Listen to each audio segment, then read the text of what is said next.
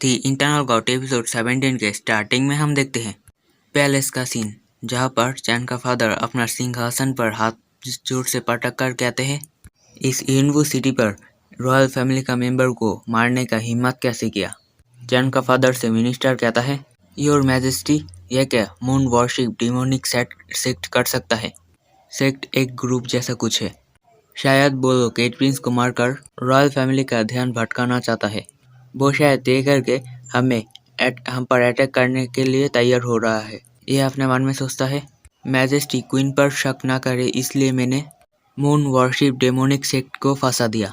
मतलब ये मिनिस्टर भी क्वीन के साथ मिला हुआ है। तभी कोई पीछे से कहता है, ऐसा हो ही नहीं सकता। Moon worship demonic sect eight prince को नहीं मारा है। एट प्रिंस को मारने वाला जरूर कोई और होगा। ये आवाज़ सुनकर सब लोग उस तरफ देखने लगता है। हम देखते हैं वो चैन होता है। चैन कहता है, वो लोग मेरा घोड़ा गाड़ी पर अटैक किया था, मतलब उनका टारगेट मैं था।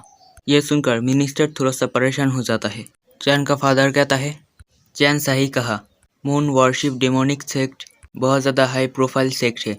वो ऐसे ही हमारा एट प्रिंस को नहीं मारेगा। जी क्वीन, तुम अच्छे से इसे इन्वेस्टिगेट करो।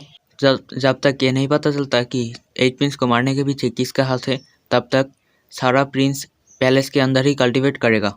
उसके बाद एक महीने बाद का सीन देखते हैं। चैन व्हाइट स्पैनियल के अंदर कल्टीवेट कर रहा होता है, मतलब कल्टीवेट करके बैठा होता है। यह सोचता है, मेरा पहले लाइफ में मैं सिर्फ 33 मेरिडियन को ही ओपन कर पाया था। मैं vessel of spiritual blood, vessel of spirit को बहुत ज़्यादा हार्ड तरीके से प्रैक्टिस किया, पर फिर भी मैं बाकी 3 मेरिडियन को ओपन नहीं कर पाया। अब कहता है, वॉरियर अगर शॉकर मेरिडियन को ओपन कर पाया तो उसे हर साल में एक ग्रोथ रिंग मिलेगा। ग्रोथ रिंग वॉरियर का डिफेंस पावर को बढ़ाता है और उस पर वेपन और फायर का ज़्यादा असर नहीं होता है। वे वेसल ऑफ स्पिरिचुअल ब्लड और वेसल ऑफ सोल के बारे में बताता है। Vessel of spiritual blood meridian को डिफेंड करने में मदद करता है। यह वॉरियर का ब्लड के साथ कनेक्ट रहता है। और वेसल ऑफ स्पिरिट वॉरियर का सोल और बॉडी के अंदर एक अलग तरह का कनेक्शन बनाता है, जिस वजह से वॉरियर अच्छे से अपना सोल को कंट्रोल कर सकता है। वो अपना सोल को कंट्रोल कर बॉडी से बाहर निकल कर हजारों मीटर तक देख सकता है, एक जगह पर बैठा रहकर ही। ये बताना ख़त्म कर कहता है, ये तीनों के तीनों चीज़ ही बहुत ज़्यादा मिस्टीरियस है। इनमें से शॉकर मेरिडियन होने का सबसे ज़्यादा चांस है। ये बिल्ली पेंटिंग के अंदर से ही कहता है, मुझे पता है शॉकर मेरिडियन को कैसे कल्टीवेट करते हैं। अगर तुम मुझे इस पेंटिंग से बाहर निकालोगे तो मैं तुम्हें ज़रूर सिखाऊंगा इसके बारे में। यह सुनते ही चैन उसे जल्दी से उस पेंटिंग से बाहर निकल कर कहता है, जल्दी से मुझे कुछ काम का चीज़ बताओ, नहीं तो मैं तुम्हारा पूरा ज़िंदगी तक इस पेंटिंग से बाहर नहीं निकलूंगा, उस पेंटिंग के अंदर ही रख दूंगा। यह कहकर वो उसे घूरने लगता है, जो देखकर बिल्ली का भी एकदम फट जाता है। बिल्ली का तो चैन का आँख देख कर फट जाता है। वो कांपते हुए कहता है, तुम इतना ज़्यादा गुस्से में क्यों लग रहे हो? तुम्हारा क्वेश्चन का आंसर तुम्हारा हाथ में ही है। मतलब आपका हाथ का जो पेंटिंग है उसके बारे में मैं बात कर रहा हूँ। आप ये सोचिए कि आप एक ट्री है, सीक्रेट डिवाइन ट्री के जैसा। इस डिवाइन ट्री को सीक्रेट प्राइम ट्री भी कहते हैं। अगर ट्री का फ्रॉम एनुअल ग्रोथ ट्री के जैसा होता है तो तुम शॉकर्स मेरिडियन को ओपन कर सकते हो। बिल्ली का बात सुनकर चैन भी अपने आप को ट्री के जैसा महसूस करने लगता है। वो अपने आप को एक ट्री जैसा समझता है, वही डिवाइन ट्री के जैसा, और ऐसे करके थोड़ी देर बाद वो सक्सेसफुली ये कर लेता है। ये सोचता है, मैं येलो रेलम का फाइनल स्टेज पर पहुंच चुका हूँ।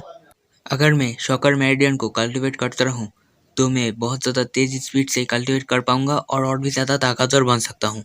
यह देखकर बिल्ली का एकदम फट जाता है और कहता है, क्या शॉकर मेरिडियन सच में एग्जिस्ट करता है? मैं तो उस लड़के को बेवकूफ़ बनाने के लिए ऐसे ही बकवास कर रहा था, पर ये ऐसे कैसे उस मेरिडियन को पा सकता है? इस लड़के का बैकग्राउंड क्या हो सकता है? चलो, जो हुआ सो हुआ। यह कहकर वो उसका पैर के पास जाकर उसके पैर के आसपास घूमने लगता है। अब कहता है, बालक, तुम मुझे एक वेपन रिफाइनिंग स्टोर पर लेके चलो, मैं तुम्हें सिखाऊंगा कैसे रिंग को रिफाइन करते हैं। यह सुनकर चैन उसकी तरफ देखकर कहता है, हाँ ठीक है, मैं तुम्हें बाहर की तरफ लेके चलूँगा, पर तुम अगर मेरे बात ना सुने तो मैं तुम्हें फिर से इसके अंदर कैद कर दूँगा। ये आगे कहता है, वेपन रिफाइनिंग स्टोर पर जितना भी सामान है वो बहुत ज़्यादा कीमती है। मैं पहले ही ब्रेक थ्रू करने के लिए बहुत ज़्यादा पैसा खर्च कर चुका हूँ। इसलिए अब मैं और ज़्यादा खर्च नहीं कर पाऊंगा। यह सुनकर बिल्ली उसका जोश बढ़ाते हुए कहता है, सिर्फ आप ही हो इस दुनिया में जो कि एक स्पिरिचुअल ड्रिंक को रिफाइन कर सकते हो। अगर आप इस एक स्पिरिचुअल ड्रिंक को रिफाइन करने के बाद उसे बेच दिया तो आपको हद से ज़्यादा पैसा मिलेगा। यह सुनते ही चैन जल्दी से उसका कॉलर पकड़कर बाहर जाने का रास्ता खोलता है। चैन उसे उसका कॉलर से पकड़ा होता है। यह देखकर वो कहता है, हे छोड़ो मुझे, मैं तुम्हारा कोई पालतू पेट नहीं हूँ, मैं स्लॉजर किंग हूँ। पर चैन उसका बात नहीं सुनता और उसे लेकर बाहर आ जाता है। हम देखते हैं बिल्ली नाइन्थ प्रिंसेस के हाथों में होता है और 8th प्रिंसेस उसे छू रहा होता है। ये देखकर 9th प्रिंसेस गुस्सा हो रहा होता है और बिल्ली मज़े में होता है और उन लोगों का हरकतें देखकर चैन गुस्सा हो रहा होता है।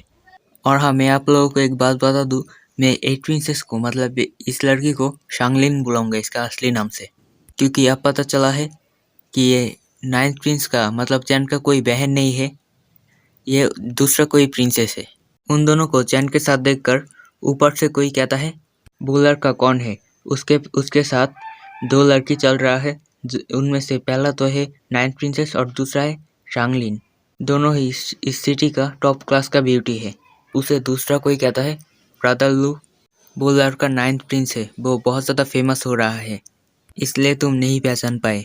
उसके बाद हम उन दोनों में से एक का चेहरा देखते हैं, ये लू हो सकता है। ये कहता है, मुझे उसका कल्टीवेशन बहुत ज़्यादा हाई लग रहा है, मैं उससे फाइट करना चाहता हूँ।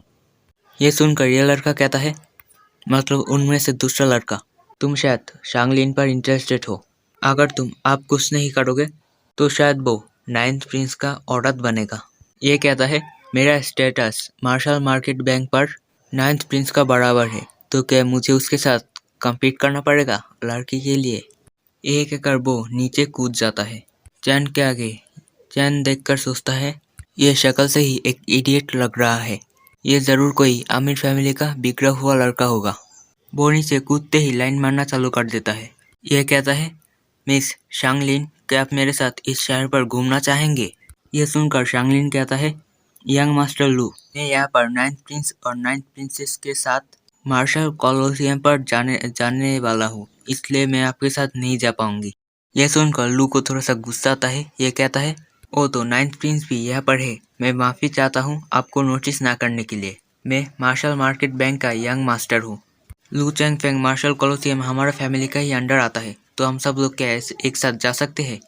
यह सुनकर चैन सोचता है, ओह तो ये मार्शल मार्केट बैंक का यंग मास्टर है, मुझे कुछ अजीब लग रहा है, ये कुछ गलत ना कर दे। हाँ, पर उसे भी ले आते हैं मार्शल कॉलोसियम पर। वो सब लोग जा रहे होते हैं तब लू चैन से कहता है, 9th प्रिंस, अगर आप कॉलोसियम पर लड़ना चाहते हैं तो आपको एक डेथ एग्रीमेंट पर साइन करना पड़ेगा, तो अगर आप मर जाते हैं तो हमें कोई नुकसान नहीं होगा। यह सुनकर चैन को भी थोड़ा सा गुस्सा आता है और यह सोचता है, यह लड़का बहुत ज़्यादा इरिटेटिंग है, इसका जैसा लड़का यहाँ का यंग मास्टर कैसे बन गया। हम देखते हैं वो सब लोग कॉलोसियम के अंदर आ चुके होते हैं। कॉलोसियम का अरीना पर 2 लोग फाइट कर रहे होते हैं। अब देखते हैं ये लड़का अपने फैन से अटैक कर एक आदमी का सर धड़ से अलग कर देता है।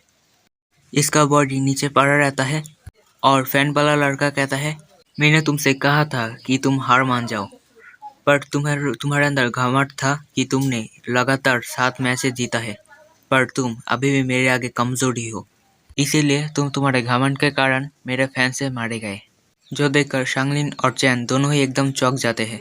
शांगलिन कहता है, 9th प्रिंस, वो एक येलो रेलम का मास्टर होने के बाद भी उसके हाथों से मारा गया, क्या तुम फाइट करना चाहते हो?